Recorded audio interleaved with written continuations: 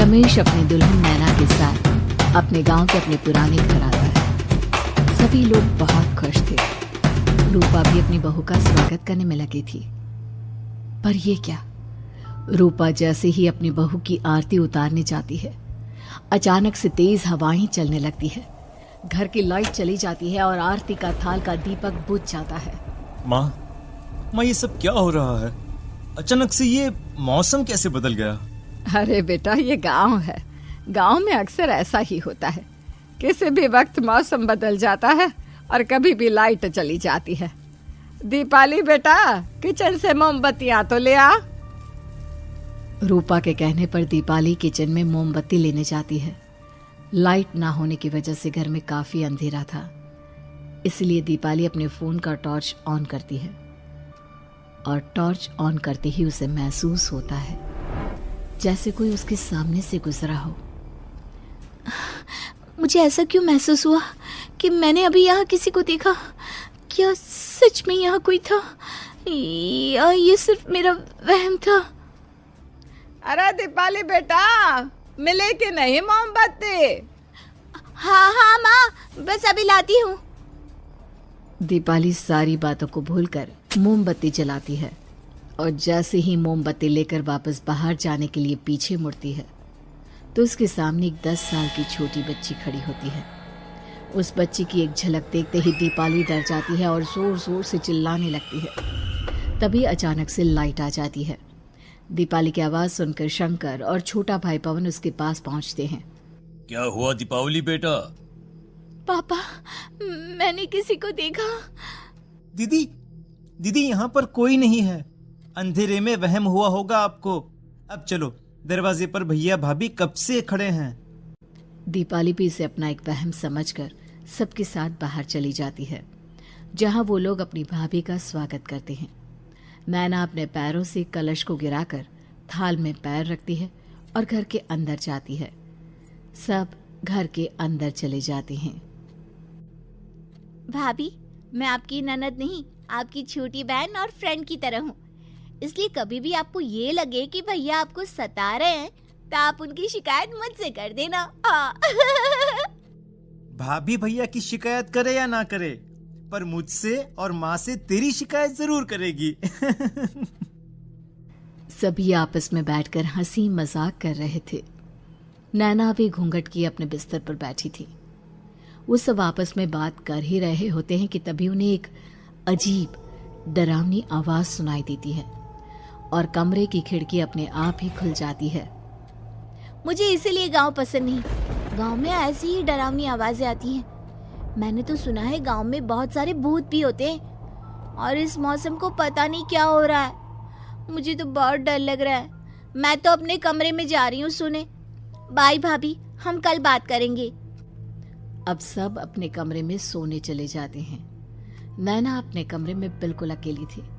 कुछ देर बाद रमेश अपने कमरे में आता है और देखता है कि नैना खिड़की के पास खड़ी होकर बाहर की ओर एक टक नजरें लगाकर देख रही थी। क्या हुआ नैना? बाहर क्या देख रही हो? मैं बाहर का मौसम देख रही हूँ रमेश जी। इस मौसम को देखकर ऐसा लग रहा है जैसे आज कोई अपना बदला लेने के लिए आया है। तुम क्या बोल रही हो? मेरी कुछ समझ में नहीं आ रहा। और वैसे भी रात काफी हो चुकी है, अब हमें भी सो जाना चाहिए। चलो। इतना बोलकर रमेश सोने के लिए बिस्तर पर लेट जाता है, पर नैना अब भी खिड़की के पास ही खड़ी होती है। रमेश के सो जाने के बाद नैना अपनी सास के कमरे में जाती है और अपनी सास के पास बैठकर रोने लगती है, जिसे सुन सास की नींद खुल जाती है। बहू, अरे क्या हुआ बहू? तू इतनी रात को यहाँ मेरे कमरे में बैठकर रो क्यों रही है? मम्मी जी, आपने मुझे क्यों नहीं अपनाया? आपको पता है, आपकी वजह से मुझे और मेरे परिवार वालों को गांव वालों के कितने ताने सुनने पड़े। तू मेरी बहू नहीं है? कौन है तू? मम्मी जी, मैं आप ही की बहू हूँ। आपने मुझे अब भी नहीं पहचाना?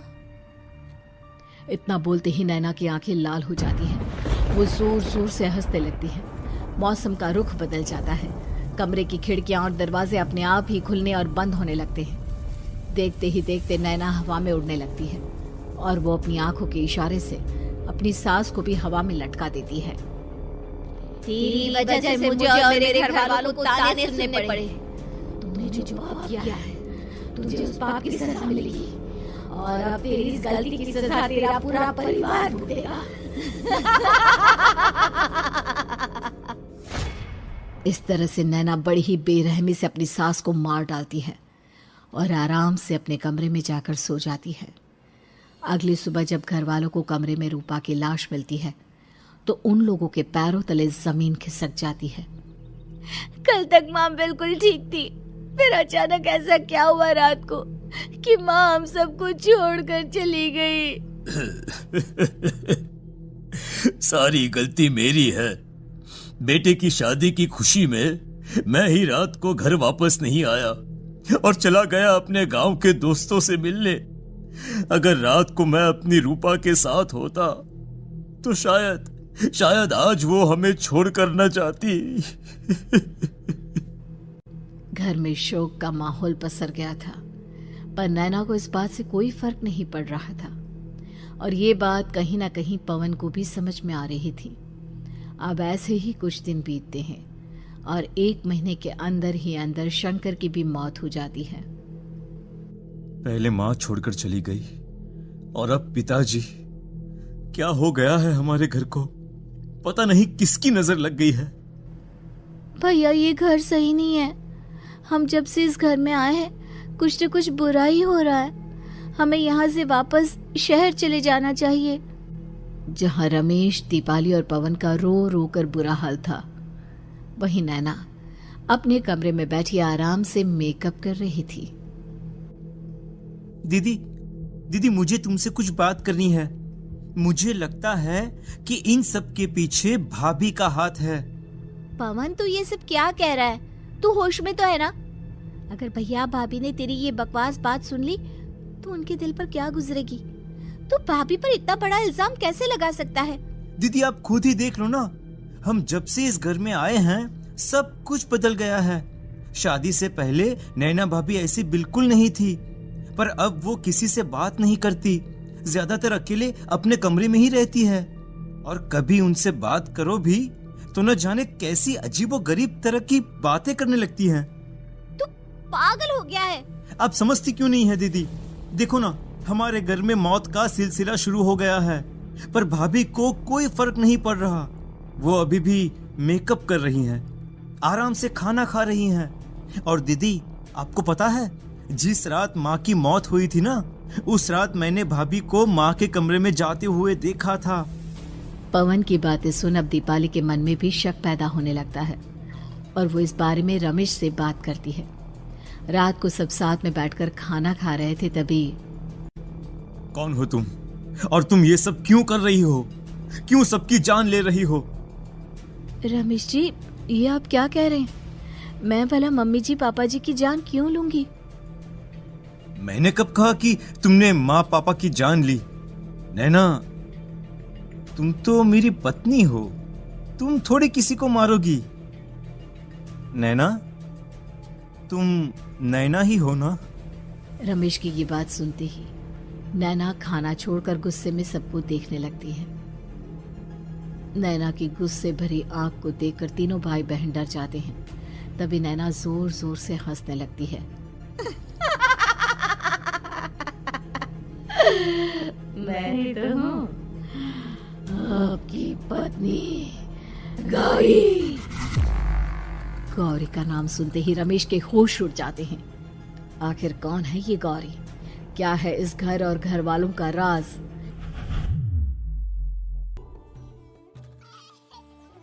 हमारे दोनों बच्चे एक साथ कितने अच्छे लग रहे हैं ना? हाँ, कितने अच्छे दोस्त हैं दोनों। बस बड़े होने के बाद भी इनकी ये दोस्ती बनी रहे तो बच्चे कितने खुश रहेंगे। मैं क्या सोच रहा था कि क्यों ना हम अपनी दोस्ती को रिश्तेदारी में बदल दें। मैं अपने बेटे रमेश की शादी तेरी बेटी गौरी से करना चाहता हूँ। इस तरह हमारे बच्चे भी हमेशा साथ रहेंगे और हमारी दोस्ती भी रिश्तेदारी में बदल जाएगी। शंकर की इस बात से उसके दोस्त को बहुत अच्छा लगता है और वो अपनी बेटी की शादी रमेश से करवाने के लिए तैयार हो जाता है। बहुत जल्द दोनों परिवार मिलकर बचपन में ही रमेश और गौरी की शादी करा देते हैं। अरे शंकर, अपने बच्चों की शादी करवा कर हमने अपनी दोस्ती को रिश्तेदारी में बदल तो लिया, पर मैं चाहता हूं कि अपनी गौरी का गौना 2 साल बाद करूं, ताकि वो थोड़ी समझदार हो जाए। अरे हाँ हाँ दोस्त, बिल्कुल, हमें कोई दिक्कत नहीं है। इसी तरह समय बीतने लगता है। समय के साथ शंकर का कारोबार तरक्की पकड़ लेता है और 2 साल बाद शंकर अपने पूरे परिवार के साथ शहर में शिफ्ट होने की तैयारी कर लेता है। जब यह खबर उसके दोस्त को पता चलती है तो वो शंकर से बात करने उसके घर जाता है। शंकर, 2 साल पूरे हो चुके हैं और अब तू शहर भी जाने वाला है। मैं सोच रहा था कि तेरे शहर जाने से पहले गौरी का गौना कर दूं, ताकि तू अपनी बहू को अपने साथ लेकर जा सके। ये तू कैसी बातें कर रहा है? रिश्तेदारी बराबरी वालों से होती है, और वैसे भी अब मेरा बेटा या मेरा परिवार कोई भी इस रिश्ते को नहीं मानता। ये तू कैसी बातें कर रहा है दोस्त? जब हमने अपने बच्चों की शादी करवाई थी तब हम दोनों ही एक बराबर थे। पिछले 2 साल में तेरा कारोबार थोड़ा सा अच्छा क्या चल गया तो पुराने रिश्ते ही तोड़ देगा। देख भाई, ऐसा मत कर। अगर तूने मेरी बेटी को अपनी बहू के रूप में नहीं अपनाया तो कोई भी मेरी बच्ची से शादी नहीं करेगा। अरे उसकी जिंदगी बर्बाद हो जाएगी। यार देख, वैसे भी बाल विवाह तो कानून मान्यता नहीं देता, फिर मैं कैसे दे दूं? तू अपनी बेटी के बड़े होने पर उसकी शादी किसी दूसरे लड़के से करवा देना। वैसे भी तब तक ना उसे और ना ही गांव वालों को ये बात याद रहेगी। मेरे बेटे को बख्श दे मेरे भाई।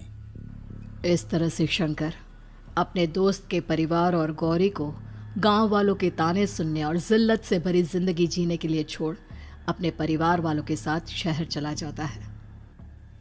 अरे इनकी गोरी में ही कोई दोष होगा, तभी तो लड़के वालों ने इनकी बेटी को अपनी बहू के रूप में नहीं अपनाया और उसको यहाँ छोड़कर शहर चले गए। अब कौन थामेगा ऐसी लड़की का हाथ? अरे पता नहीं कैसा आदमी है जो गांव वालों के इतने ताने सुनकर भी सर उठाकर गांव में चल रहा है। अरे अगर मेरी बेटी के साथ ऐसा हुआ होता ना तो मैं तो शर्म के मारे मर ही जाता। हाँ, दिन रात लोगों की नजरों में अपने लिए ग्रहण देख और सबके ताने सुन सुन अब गौरी के पिता हिम्मत हारने लगते हैं और एक रात गौरी के माता पिता खुदकुशी कर लेते हैं। ये सदमा गौरी भी सहन नहीं कर पाती और उसकी भी मृत्यु हो जाती है। तुम्हारे परिवार की वजह से हम लोगों ने अपनी इज्जत और जान गंवाई। इसका बदला तो तुम्हें चुकाना पड़ेगा, वो भी अपनी जान देकर। हंसते हुए अब नैना हवा में उड़ने लगती है। नैना अब पूरी तरह से बदल चुकी थी। गौरी की आत्मा उसके शरीर पर हावी हो चुकी थी। उसकी आंखें सफेद, पैर उल्टे, चेहरा काला और बाल बिखर गए थे। अब गौरी अपनी शैतानी शक्तियों से घर के हर कोने को अपने काबू में कर लेती है और सीधी दीवार पर जाकर चिपक जाती है। मुझे अपना बदला चाहिए। बदला लूंगी मैं तुम सबको खत्म कर दूंगी। गौरी इतनी तेज चिल्ला रही होती है कि उसकी आवाज से घर के सारे कांच टूट जाते हैं। सामान इधर उधर गिरने लगता है और ये सब देखकर तीनों भाई बहन के होश उड़ जाते हैं। बचाओ, भागो भागो। उन तीनों को अपनी जान बचाने के लिए यहाँ से वहां भागता देख गौरी जोर जोर से हंसने लगती है। तभी दीपाली घर से बाहर निकलने लगती है, जिसे देख गौरी गुस्से में अपनी शक्तियों से तुरंत घर का दरवाजा बंद कर दीपाली को हवा में उड़ा देती है। बाहर भागेगी, मुझसे बचकर भागना चाहती है? कोई नहीं बचेगा, आज तुम सब मरने वाले हो। अचानक घर में भूतिया आवाजें गूंजने लगती है, तेज हवाएं चलने लगती हैं।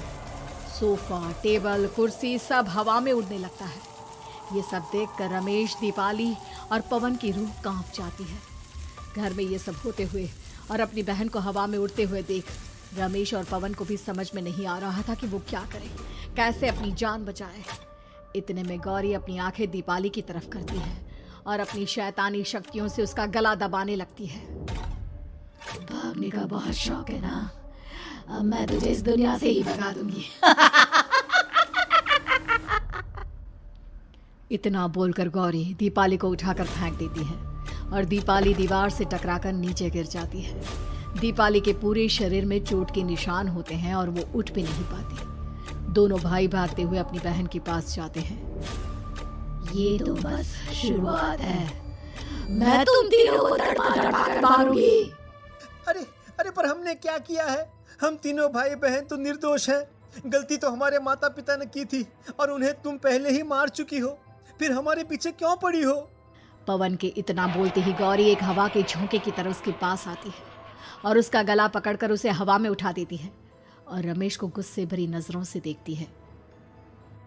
गलती मेरे परिवार की नहीं थी, पर सबको बोलना पड़ा। मैं किसी को नहीं छोड़ूंगी। गौरी पवन को हवा में उछाल देती है, जिस पर कमरे की छत से टकराकर जमीन पर आकर वो गिरता है। उसके सर और शरीर पर जगह जगह चोट लग जाती है और खून बहने लगता है, जिसे देख अब रमेश से चुप नहीं रहा जाता। गौरी, तुम्हारा गुनहगार मैं हूँ। तुम्हारी शादी मुझसे हुई थी। अगर तुम्हें बदला चाहिए तो मुझसे लो। मेरे भाई बहन को छोड़ दो। तुम मुझे मार दो। मरना तो सबको पड़ेगा। अरे पर इसमें उन दोनों की कोई गलती नहीं है। प्लीज, मैं मानता हूँ कि तुम और तुम्हारे परिवार के साथ जो कुछ भी हुआ वो गलत था, पर गौरी, मैं प्लीज मेरे भाई बहन को छोड़ दो। उन्हें तो इस बात के बारे में कुछ भी पता नहीं है। उनका इस सबसे कोई लेना देना नहीं है। तुम और तुम्हारा परिवार यही चाहता था ना कि मैं तुम्हें अपना लूं। उस समय मैं बच्चा था। मेरे पास इतनी समझ नहीं थी, पर आज मैं तुम्हें तुम्हारे इसी रूप में अपनाता हूँ। मेरे साथ जो करना है कर लो, बस मेरे भाई बहन की जान बख्श दो उनकी जान। रमेश की ये बात सुनकर गौरी का गुस्सा थोड़ा शांत होता है। ठीक है, मैं तुम्हारे भाई बहन को नहीं मारूंगी, पर तुम्हें मरना होगा और तुम्हारी आत्मा को मेरे साथ शादी करनी होगी। मुझे मंजूर है। अब रमेश गौरी के साथ छत पर जाता है और छत से नीचे कूद जाता है। रमेश के मरते ही गौरी उसकी आत्मा को अपने साथ ले जाती है और इस तरह से रमेश खुद मरकर अपने भाई बहन को बचा लेता है।